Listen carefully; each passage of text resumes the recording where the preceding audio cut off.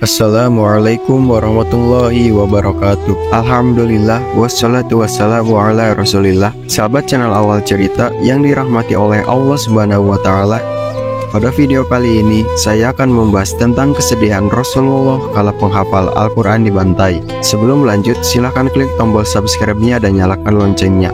Sebarkan walaupun satu ayat ke sesama saudara seiman. Rasulullah Shallallahu Alaihi Wasallam kerap menerima ujian dalam menyebarkan dakwah Islam kepada umat manusia.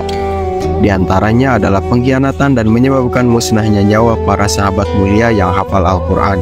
Insiden itu disebut sebagai tragedi Bir Mauna.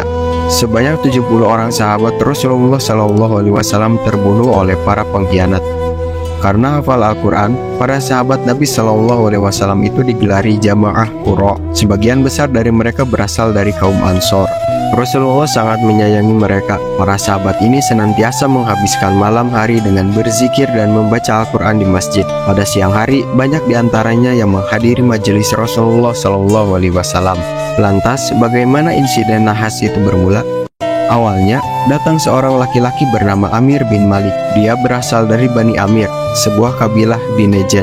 Kepada Nabi Shallallahu Alaihi Wasallam, dia meminta agar beliau mengirimkan jamaah Qura itu kepada kabilahnya. Para sahabat yang hafiz itu dimintanya untuk mengajarkan Islam dan Al-Quran kepada kaumnya. Mulanya, Rasulullah Shallallahu Alaihi Wasallam merasa ada yang tidak beres.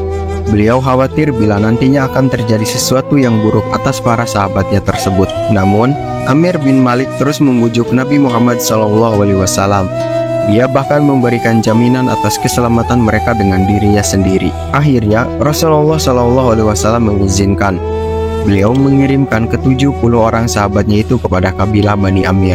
Di samping itu, beliau juga menitipkan kepada mereka sepucuk surat. Isinya ajakan untuk memeluk Islam kepada segenap pimpinan kabilah tersebut. Pemuka kabilah sasaran dakwah ini bernama Amir bin Tufail. Maka berjalanlah mereka. Tatkala hampir sampai di perkampungan Bani Amir, para sahabat ini pun berkemah di sebuah tempat yang bernama Bir Mauna. Salah seorang sahabat yang bernama Harom pergi ke perkampungan Bani Amir. Tujuannya menemui pimpinan kabilah sekaligus menyampaikan surat dari Rasulullah Shallallahu Alaihi Wasallam tadi. Namun, pimpinan kabilah tersebut, Amir bin Tufail, ternyata amat membenci Islam. Dia menampik surat dari Nabi Shallallahu Alaihi Wasallam itu bahkan sebelum membacanya. Tanpa banyak berbicara, keponakan Amir bin Malik itu langsung melemparkan tombak ke tubuh Harom, sehingga sang sahabat ini gugur seketika. Menjelang ajalnya, Harom masih sempat berseru, "Demi Tuhannya Ka'bah, maksudnya Allah, aku telah mencapai kejayaan." Amir bin Tufail tidak mengindahkan jaminan yang telah diberikan Amir bin Malik atas segenap jamaah Qura itu. Tidak peduli pula pada kebiasaan di Jazirah Arab,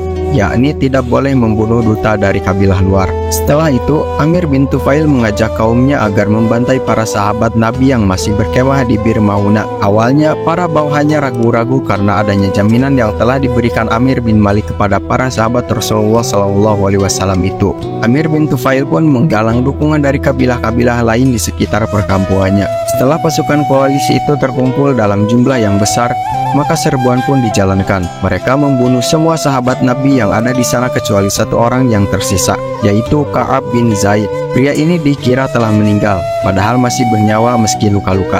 Kabar pembantaian ini pun sampai ke telinga Rasulullah Shallallahu Alaihi Wasallam. Beliau sangat sedih dan marah atas kebiadaban Amir bin Tufail dan sekutunya. Sejak saat itu, dalam tiap salat 5 waktu berjamaah, Nabi Shallallahu Alaihi Wasallam membacakan doa kunut nazilah kala memimpin sholat. Itu dilakukannya selama beberapa puluh hari.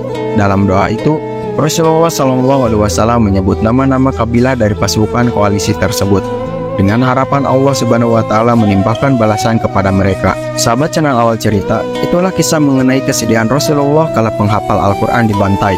Semoga video ini bermanfaat dan bisa menambah keimanan dan ketakwaan kita kepada Rabb semesta alam dan Rasulnya.